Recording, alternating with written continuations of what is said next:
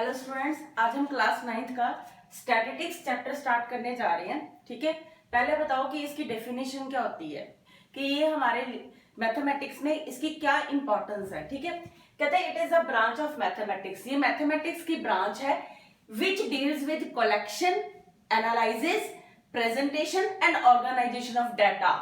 Data ये word जो है इसी के बेस पे सारी स्टैटिस्टिक्स डिपेंडेड है। ठीक है, अब आप कहोगे कि डाटा का मतलब क्या है। डाटा क्या होता है बेटा, कि जब हम कोई भी अगर स्कूल की बात करें तो स्कूल में नंबर ऑफ स्टूडेंट्स कितने एजेस के हैं, जैसे क्लास 5th में कितने नंबर ऑफ स्टूडेंट्स हैं, कितने एजेस के हैं, बिटवीन कितने हैं, यानी कि 10 to 11 के कितने स्टूडेंट्स हैं, या 11 to 12 एजेस के कितने स्टूडेंट्स हैं। ठीक है, दूसरी अगर हम बात करें कि कौन से ऐसे स्टूडेंट्स हैं जिनके मार्क्स 90% से ज्यादा हैं, या कौन से ऐसे स्टूडेंट्स हैं जिनके मार्क्स 60% से कम है। ठीक है, ये भी एक हिसाब से डाटा ही है। तो उसी डाटा को जब हम कलेक्ट करते हैं, यानी कि कलेक्शन, जब हम कलेक्शन करते हैं नंबर ऑफ स्टूडेंट्स की, और बाद में उसको एनालाइज किया जाता है। ठीक है, उसके बाद उसको प्रेजेंटेशन भी किया जाता है। अब प्रेजेंटेशन में क्या क्या आएगा, प्रेजेंटेशन हम टेबल के थ्रू कर सकते हैं, बार ग्राफ के थ्रू कर सकते हैं, हिस्टोग्राम के थ्रू कर सकते हैं, एंड फ्रीक्वेंसी पॉलीगन के थ्रू कर सकते हैं। क्लियर है। और ऑर्गेनाइजेशन, एक प्रॉपर वे से उसको हम डाटा को ऑर्गेनाइज करते हैं। ठीक है, तो यही आपकी स्टैटिस्टिक्स की डेफिनेशन है। ठीक है, इसको और भी आप एग्जांपल के साथ कर सकते हो। जैसे अगर आपको पता हो कि जब हमारे यहाँ पे पॉपुलेशन के बारे में पता करना होता है, हर 5 इयर्स के बाद एक डाटा कलेक्ट होता है। हर एक टीम मेंबर्स की, यानी कि गवर्नमेंट सेक्टर्स की टीम मेंबर्स की ड्यूटी लगती है कि वो घर घर जाके, हर एरियाज में जाके वो हर एक घर में पूछते हैं कि यहाँ पे नंबर ऑफ मेंबर्स कितने रहते हैं, कितने ओल्ड है, कितने यंगस्टर्स हैं, कितने बच्चे हैं। ठीक है, उस हिसाब से वो डाटा कलेक्ट हो जाता है। ठीक है, तो बाद में उस डाटा को वो ऑफिस में सबमिट करते हैं। वहां से गवर्नमेंट को पता चल जाता है कि हमारा जो पॉपुलेशन है वो इंक्रीज हुआ है या डिक्रीज हुआ है। ठीक है, यानी कि डेथ रेट बढ़ा है या डेथ रेट कम हुआ है। ठीक है, दूसरी बात, अब आपका जो हम इस चैप्टर में करेंगे वो ये चीजें करेंगे, टेबल, बार ग्राफ, हिस्टोग्राम और फ्रीक्वेंसी पॉलीगन। यही आपके 4 पार्ट्स हैं जो आपको इस चैप्टर में 9th क्लास के चैप्टर में करने हैं। पाई चार्ट आपके सिलेबस में नहीं है, वैसे हम इस प्रेजेंटेशन जो डाटा है उसको पाई चार्ट से भी प्रेजेंट करते हैं, लेकिन पाई चार्ट आपके सिलेबस में नहीं है, इसलिए वो मैंने यहाँ पे नहीं लिखा। और इसमें मेजर और सेंटर टेंडेंसी भी है, मेन, मीडियन, मोड, वो भी हम इसी चैप्टर में स्टडी करेंगे। अब सबसे पहले आपके जो एग्जांपल्स है उसको देखो। पहले इसको एक बार देख लो, उतार लो फटाफट इसकी डेफिनेशन वगैरह, ताकि आपको पता चल जाए कि क्या डेफिनेशन है। ठीक है, या इसका स्क्रीनशॉट ले लो। ठीक है,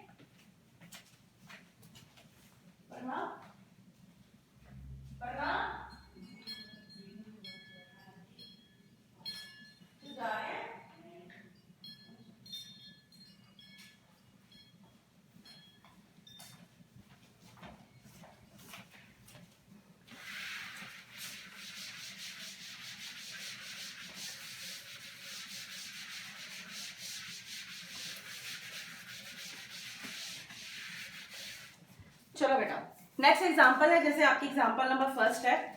एग्जांपल नंबर फर्स्ट क्या है, 55, 36, 95, 73, 60, 42, 25, 78, 75 एंड 62। ठीक है, अब देखो क्या कह रहा है, कहता है कि consider the marks obtained by 10 students in mathematics test as given below. यानी कि इसमें मार्क्स दिए हैं, ये जो आपको दिए हैं मार्क्स दिए हैं, कितने स्टूडेंट्स, 10 स्टूडेंट्स ने, यानी कि उसमें से एक स्टूडेंट के मार्क्स 55 है, एक के 36 है, एक के 95 है, एक के 73 है। ठीक है, 10 नंबर ऑफ स्टूडेंट्स कितने हैं, 10। तो देखो ये 10 ही टर्म्स होंगी आपके पास, 1 2 3 4 5 6 7 8 9 10। ठीक है, लेकिन अब देखो यहाँ पे कोई सिस्टमेटिकली नहीं है, यहाँ पे ये हमें क्या दिया हुआ है, रॉ डाटा दिया हुआ है। इसको हम क्या बोलते हैं, रॉ डाटा। Raw data. अब देखो इसमें क्या है कि हमें ये नहीं पता चल रहा कि कम मार्क्स, मिनिमम से मिनिमम मार्क्स कितने हैं और मैक्सिमम से मैक्सिमम मार्क्स कितने हैं, ठीक है। उसके लिए हमें पता लगाने के लिए क्या करना पड़ेगा, इसको असेंडिंग ऑर्डर में लिख लो। असेंडिंग ऑर्डर क्या होता है कि पहले सबसे छोटी, फिर उससे बड़ी, फिर उससे बड़ी, ठीक है। असेंडिंग ऑर्डर में लिखो, कितना आ गया, सबसे पहले कौन सी टर्म आ जाएगी, यहां से आपका सोल्यूशन स्टार्ट है 25, उसके बाद 25 के बाद कौन सी टर्म आई 36, ठीक है, उसके बाद 42, फिर 55, उसके बाद 60, 62, 62 के बाद 75, फिर 78 एंड 95। देखो ये पूरी हो गई कि नहीं होगी, 1 2 3 4 5 6 7 8 9, अभी नहीं हुई, इसका मतलब एक टर्म कम है। देखो कौन सी टर्म हमारी कम हुई है, एक 73 रह गई है बेटा, इसका मतलब 73 यहां पे लिख दो, क्योंकि 72 के बाद 73 आएगा, ठीक है। देखो ऊपर भी हमारे पास 10 टर्म्स थी, यहाँ पे भी 10 है, आप काउंट करो दोबारा, 1 2 3 4 5 6 7 8 9 10, ठीक है। अब इसमें यानी कि कहने का मतलब हम बता सकते हैं कि मिनिमम से मिनिमम मार्क्स कितने थे स्टूडेंट के 25 और हाईएस्ट कितने गए हैं 95, यानी कि इसकी रेंज क्या आ जाएगी। रेंज निकालने का मेथड क्या होता है, maximum value, maximum value minus minimum value,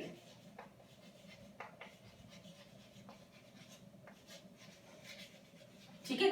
maximum value कितनी बेटा 95, हाईएस्ट वैल्यू कितनी है 95 और मिनिमम कितने 25, तो ये आपका 70, यानी कि ये आपकी रेंज आ गई। रेंज निकालने का ये मेथड होता है, इसको नोट डाउन कर लेना, ठीक है, अपनी कॉपी पे, और ये लर्न भी करना है। रेंज निकालने का क्या मेथड है, highest value minus lowest value, इसको maximum value minus minimum value भी लिख सकते हो। लेकिन ये करने के लिए आपको सबसे पहले जो रॉ डाटा आपके पास दिया होगा उसमें से मैक्सिमम वैल्यू पता होनी चाहिए और मिनिमम वैल्यू पता होना चाहिए, ठीक है। बात समझ में आ गई। उसके बाद आपकी नेक्स्ट एग्जांपल है, कहते हैं consider the marks obtained by 30 students of class 9 school, यानी कि आपको मार्क्स दिए हैं 100 में से बच्चों ने मार्क्स, नीचे जो आपको डाटा दिया है उतने उतने मार्क्स आए हैं, और कितने स्टूडेंट्स हैं, नंबर ऑफ स्टूडेंट्स कितने हैं 30, ठीक है। ये एग्जांपल रब कर रही हूं मैं।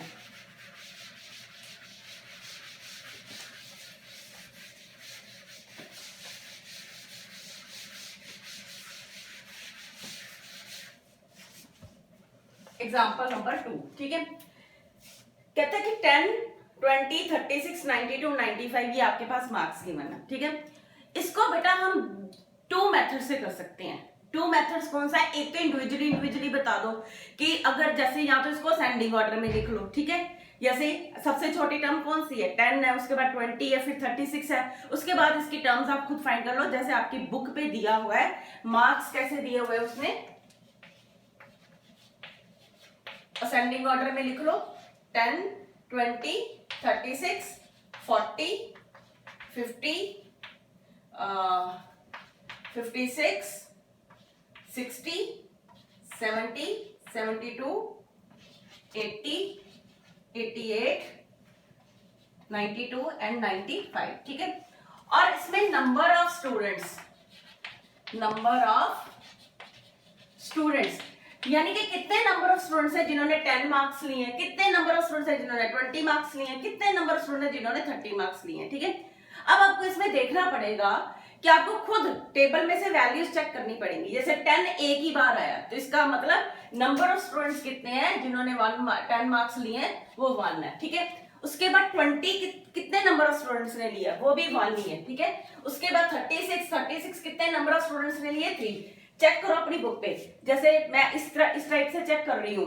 फर्स्ट लाइन में 36 नहीं है, सेकंड लाइन में नहीं है, थर्ड लाइन में है 36, थर्ड लाइन में है, उसके बाद 1 2 3 4 5 6 7, सेवंथ लाइन में है 36 और उसके बाद 8 9 और 9th लाइन में 36 है। इसका मतलब मैंने कॉलम वाइज चेक कर लिया तो वहां से मुझे पता चल गया कि कौन सी वैल्यूज कितने टाइम्स आई है, तो इसीलिए 36 कितने टाइम्स आई है 3 टाइम्स आई है, यानी कि 3 स्टूडेंट्स हैं जिन्होंने 36 मार्क्स लिए हैं, ठीक है। आगे अब आप चेक कर सकते हो अपने आप ही, मैंने जैसे आपको बताया आप वैसे ही चेक कर लो कि 40 कितनी बार यहाँ पे 40 है, तो वो आप वहां से चेक करके नंबर ऑफ स्टूडेंट्स वहां पे लिख दो। ठीक है, जैसे मैं लिख रही हूँ अब यहीं से 4 3 2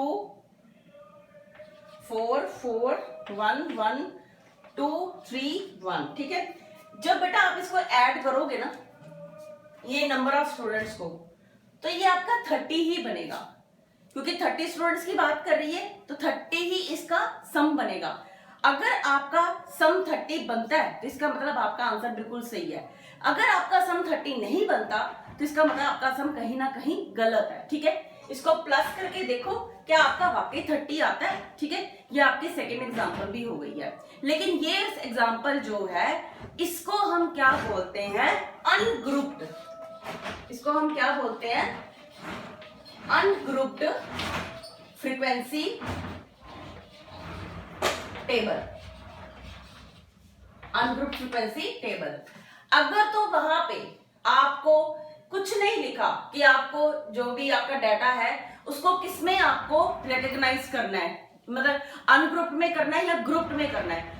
अनग्रुप्ड का मतलब कि ये आपका अनग्रुप्ड बना, इंडिविजुअली आपने बता दें कि कौन सी टर्म कितने टाइम्स आ रही है। ठीक है, अब ग्रुप्ड का क्या मतलब है,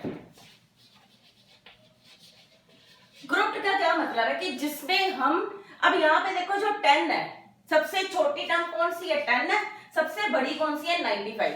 अब इसको अगर आपने ग्रुप्ड बनाना है, ग्रुप्ड बनाने के लिए मुझे क्या करना पड़ेगा, क्लासेस बनाने पड़ेंगी या क्लास इंटरवल्स भी बोलते हैं उसको, क्लास इंटरवल बनाने पड़ेंगे। यहाँ पे आप क्या करो, 10 to 20 आप स्टार्ट कर सकते हो। ठीक है, जैसे कहां पे करें, यहां पे करते हैं।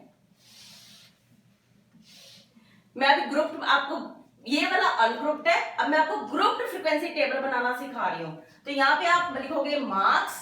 ठीक है, जरूरी नहीं है कि आपको कौन सा मेथड यूज करना है, ये आपके ऊपर डिपेंडेंट है कि अगर उसने कुछ नहीं बोला कि अनग्रुप्ड बनाओ या ग्रुप्ड बनाओ, ठीक है, फिर आपकी मर्जी है। लेकिन अगर डाटा बड़ा होगा तो बेटा डाटा बड़े के साथ हम अनग्रुप्ड नहीं बना पाएंगे, उसके लिए हमें ग्रुप्ड फ्रीक्वेंसी टेबल ही बनाना पड़ेगा। ठीक है, मैं इसी में आपको ग्रुप्ड फ्रीक्वेंसी टेबल बनाना सिखा रही हूँ।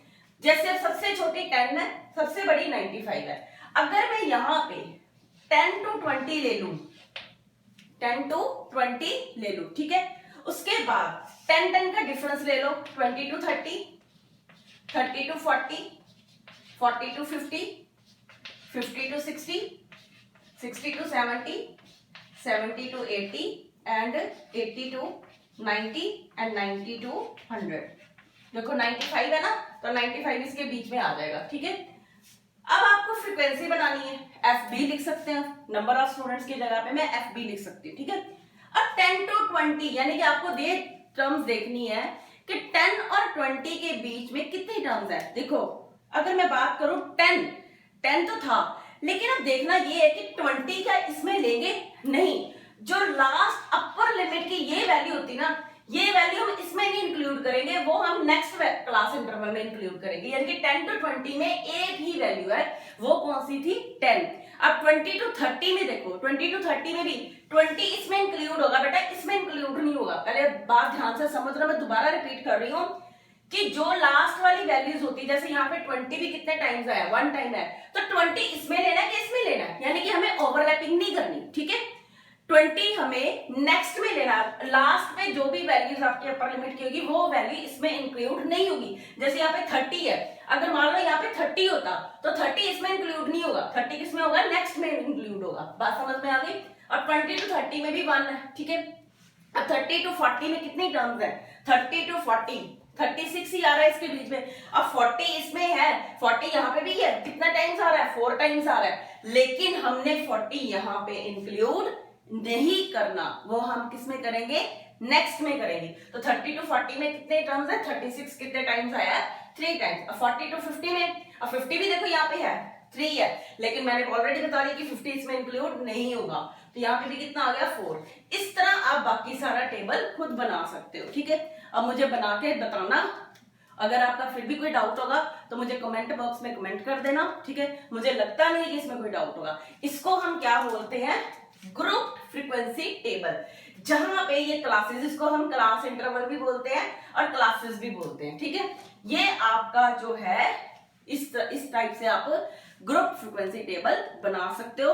डिफरेंस आपकी मर्जी है, आप 10-10 का ले लो, 20-20 का ले लो, 5-5 का ले लो, ये आपका खुद के ऊपर डिपेंड करेगा कि कौन सा लेना। जरूरी नहीं है कि जैसे मैंने 10-10 का लिया तो आप भी 10-10 का लो। अगर तो बुक में हिंट में दिया हुआ है या आपको एग्जाम्स में हिंट में दिया हुआ कि आपको 5-5 का डिफरेंस लेके चलना, तो फिर आपको 5-5 का डिफरेंस ही लेके चलना है। अगर आपको कुछ नहीं बोला तो फिर आप अपनी मर्जी से कुछ भी डिफरेंस ले सकते हो, ठीक है। यहाँ पे आप 10 to 30 भी ले सकते थे, 20-20 का डिफरेंस भी ले सकते थे, 5-5 का डिफरेंस भी ले सकते थे, 10 to 15, 15 to 20 कुछ भी ले सकते हो, ठीक है। ये अब आपकी सेकेंड एग्जाम्पल कंप्लीट हो गई है। अब नेक्स्ट पार्ट में हम थर्ड एग्जाम्पल करेंगे। इसको उतार लो, समझ लो, स्क्रीनशॉट ले लो।